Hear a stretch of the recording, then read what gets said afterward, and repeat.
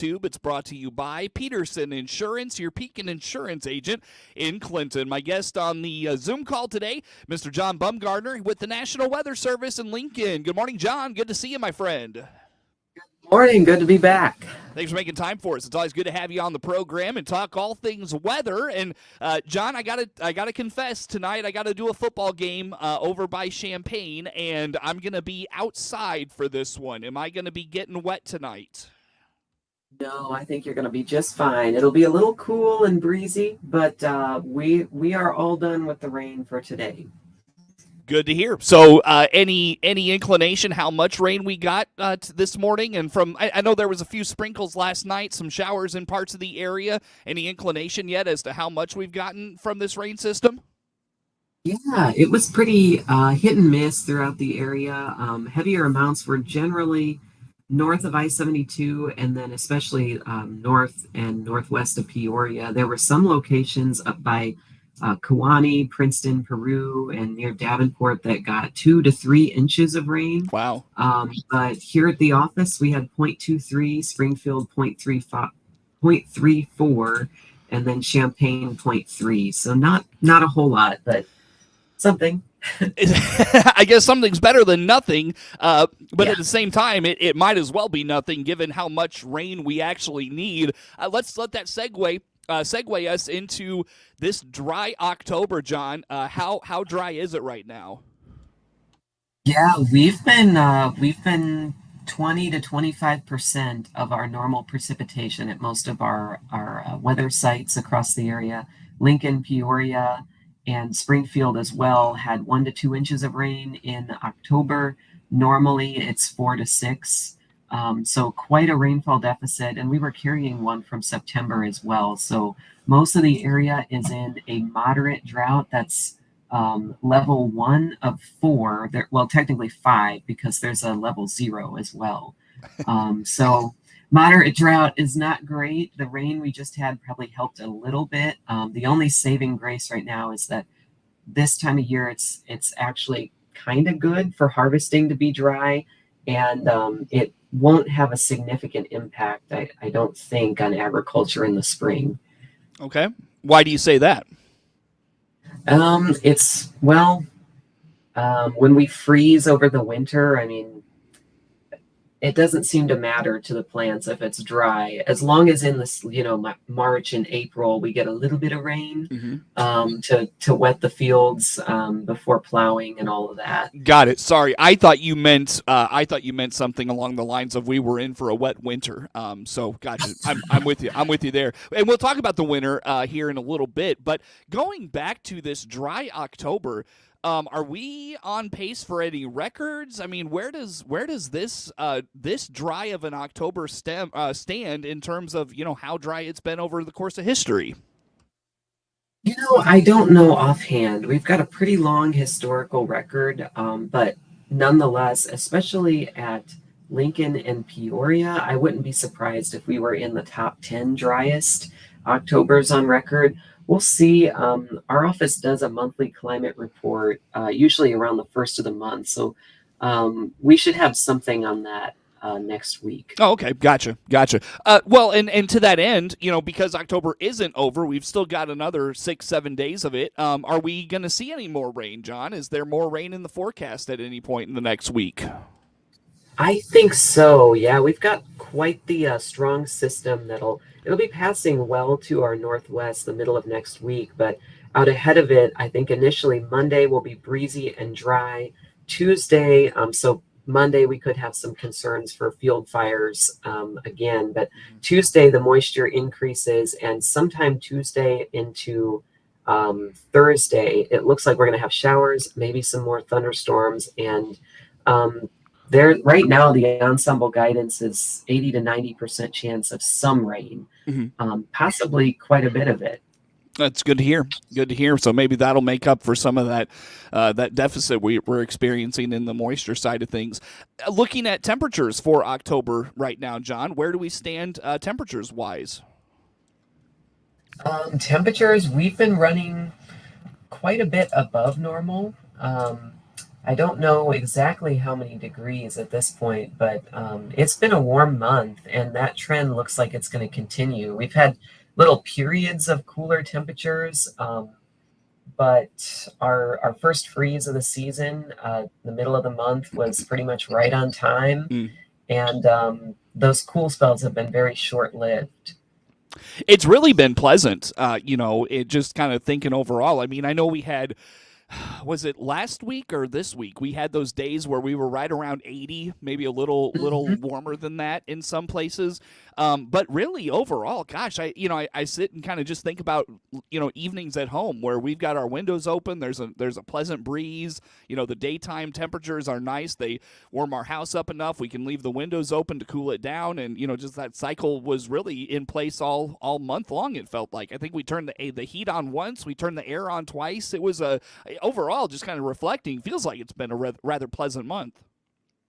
It has been. It has been for me too. I feel like I'm probably going to save so much on my electric bill for heating I this didn't want to month. say that, but yes, absolutely. Yep, for sure.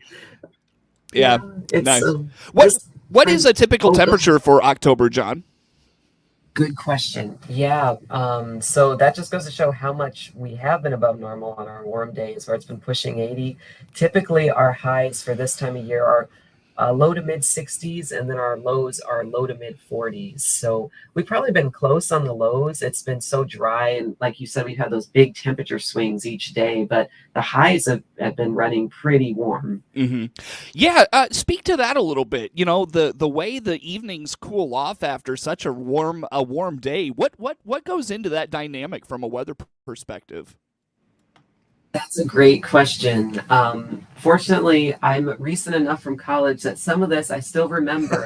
Um, so water has a high specific heat capacity, and so it takes more work to change the thermodynamic properties of air when it has a lot of water vapor versus when it doesn't. And so basically, when it's really dry, like it has been these last couple of weeks, the temperature is more subject to swing drastically, and it's mostly driven by solar radiation. So during the day, the sun heats us up, and then at night, when the sun goes away, especially if there aren't clouds around to kind of hold the heat in, Hmm. we really lose heat through radiation. So sharp temperature swings, it's almost like a desert. Interesting stuff.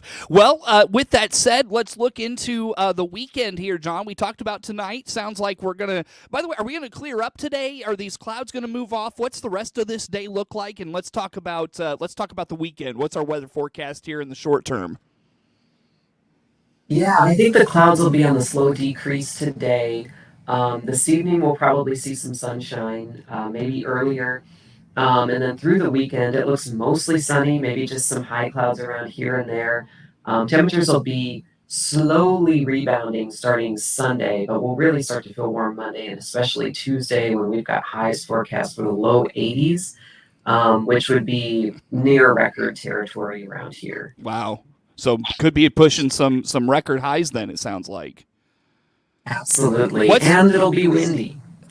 Well, see now, John, that's just not what I wanted to hear. I was hoping to get one more round of golf in before the year ends. And if it's windy, I just don't want to go out and play in the wind. But I guess I can power through. What's going on? Why are we warming back up, John? Back to the 80s. What is going on? Well, we are just in this pattern, it seems like, where we've got one system and another after another coming at us from the southwest.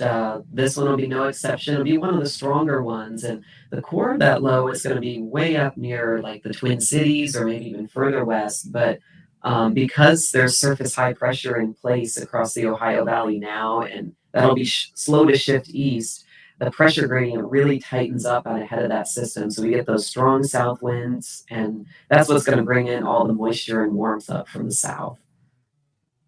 When it comes to cooling back down, then looks like later next week as we get into Halloween, we can dive into this now. Looks like for Halloween it kind of cools down a little bit. What's gonna happen? What's gonna change in that system? Yeah, it has been looking that way the last several days. Although I will say, I noticed yesterday and then again today, a couple of our models are starting to hint at maybe that cold front that was supposed to come through Wednesday night into Thursday might kind of stall somewhere near our area and then lift back north as a warm front. So it'll be interesting to see how Halloween shakes out. Right now, like the European model, one of my favorites, is showing the front comes through early Thursday and then it kind of lifts back north Friday into Saturday. So Halloween might be our coolest day, but we're still expecting like highs maybe in the anywhere from the upper 50s to the upper 60s. Still a bit of uncertainty there. And then maybe Friday back into the 70s. Who knows? Man, what a stretch. What a stretch. Let's go then, John. Again, John Bumgardner, National Weather Service in Lincoln with us. By the way, anything on October, before we kind of start getting into November and the outlook there, anything on October, the dryness, temperatures, anything I didn't touch on that stood out to you as you evaluate the month of October? I know we haven't wrapped it up yet, but just kind of anything that stood out to you we haven't touched on? No, I think we covered everything pretty well. It's been a warm month and certainly a dry month. Definitely dry. Yep, we need some rain. Well, I'll tell you what, John, rather than dive into November and have to cut us off, let's just take a break here. Let's find out if we're going to get some moisture in November, what the winter looks like, if we may replenish some of that moisture we haven't gotten the last couple of months. But in the meantime, where do folks go for all things weather, data? Where do they find it, John? That would be weather.gov/ILX. That is John Bumgardner, National Weather Service in Lincoln, my guest on the phone today. More to come with John on the morning show. WHOW.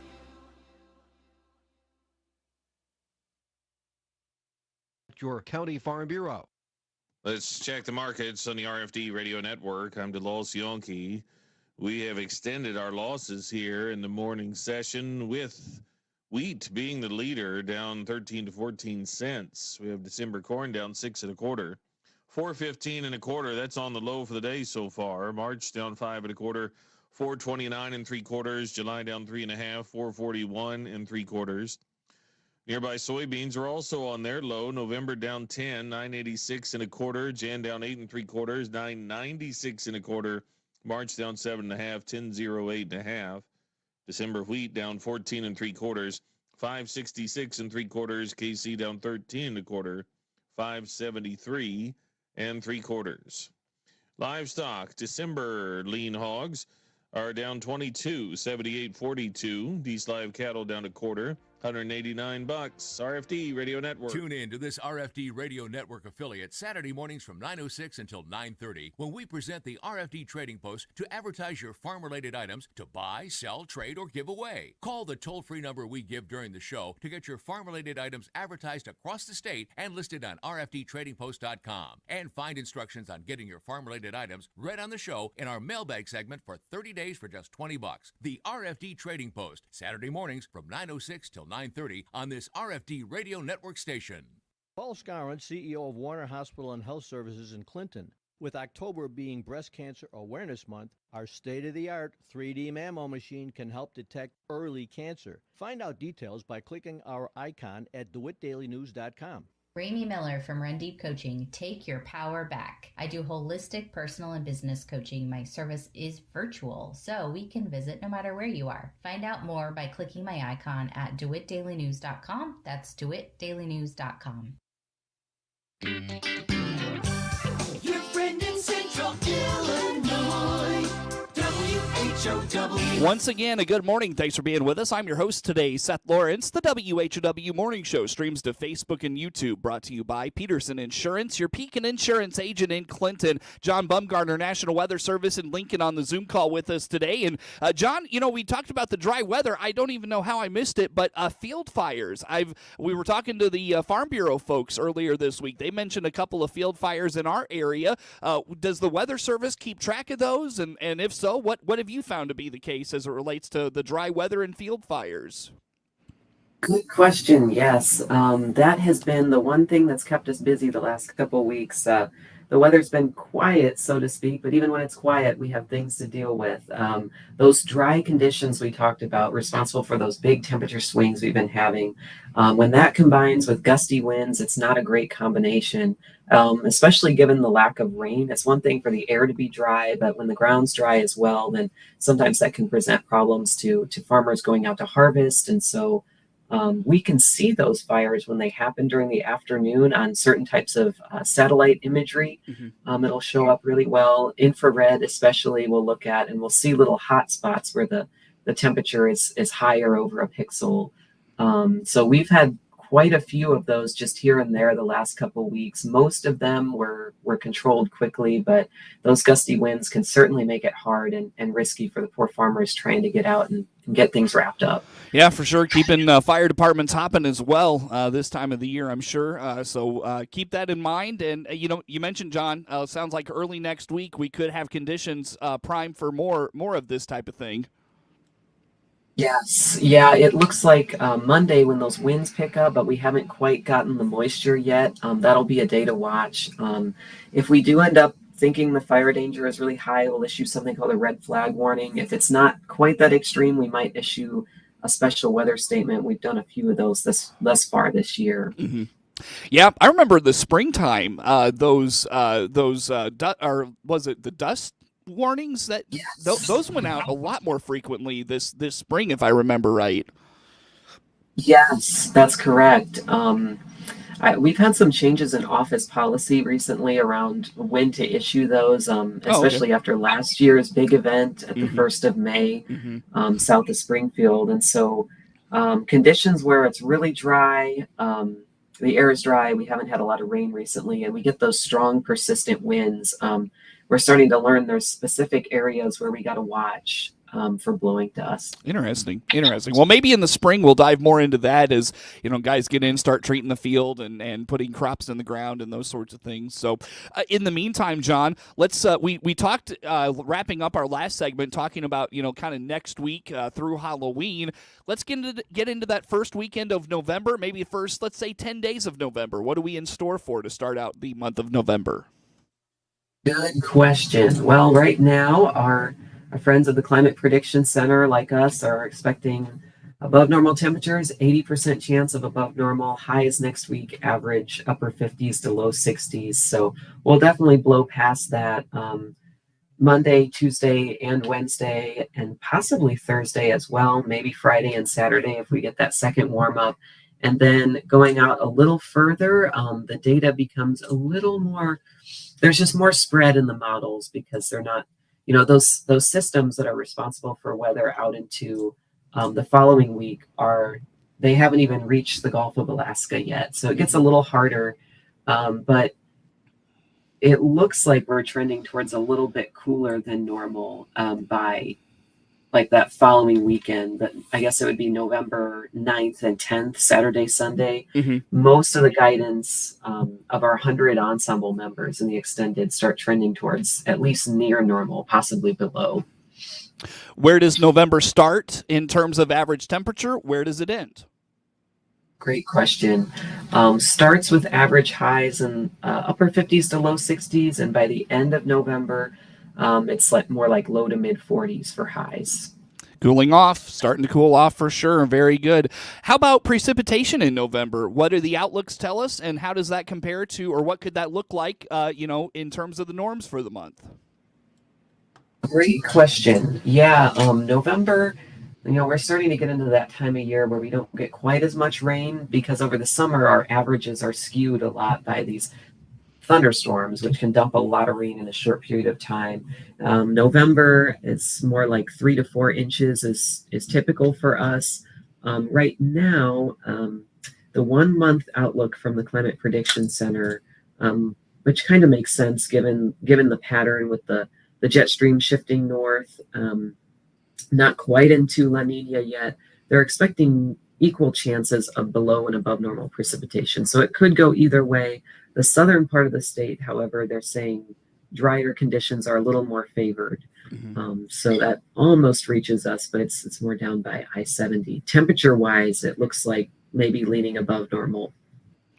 Gotcha. Very good. Very good. Well, John, November, just in terms of like wind and those sorts of things, severe weather, what are we in store for? Like what typically do we see windy days in November? Do we see severe weather in November? How about some of those things? That's a great question. Well, we can certainly get it all. Especially it seems like recently, but there's been a lot more active severe weather outbreaks in November and December. It's sort of our secondary tornado season because the jet stream strengthens. And I'm especially interested this year. I think the chance could be maybe a little higher than on the typical season because we've already been in that stormy pattern. And if that continues, I could see us ending up with a windstorm or severe weather.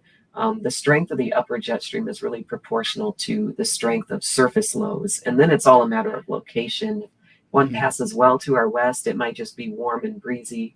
If one gets close enough, we could have enough wind shear that any instability could result in severe weather. And some of the more notable events that we've had, of course, many people remember the day of the Washington tornado, November 17th, 2013. There was also the day of the Taylorville tornado, which was December 1st, 2018, and then December 10th, 2021 was the day of the Mayfield tornado, and we had a few up in our area as well. Yeah, yep. Folks remember those well, for sure. I remember the Washington one well. Very good. John, in terms of looking beyond November, the last couple of conversations I've had with Ed and Nicole over there at the Weather Service, the term La Nina has been coming up. La Nina winter potentially. What's going on there? Yeah, so La Nina is what it really means is just below normal sea surface temperatures off the coast of northern South America and kind of near the equator down there. And that influences our weather because it usually results in the jet stream over the North Atlantic Ocean being a little more curved. And so it tends to go up into Alaska, and then it curves back down over the Pacific Northwest and the Northern Plains. And in contrast, like El Nino last year, the jet stream was kind of further north. It was more east to west, and it was up in Canada, whereas this year it's favored to go right through our neck of the woods. So what that usually translates to is at least near normal, if not above normal, precipitation for us, certainly above normal in the Ohio Valley. And then we get more cold air outbreaks under these patterns. So it could end up being a cold and snowy winter. But of course, there's more forcing mechanisms that go into the climate system. A lot of people not disappointed to hear those terms you just threw out there. John, where do folks go for all things National Weather Service, my friend? That would be weather.gov. John Bumgardner, National Weather Service in Lincoln, our guest on the Zoom call this morning. Network News comes your way now.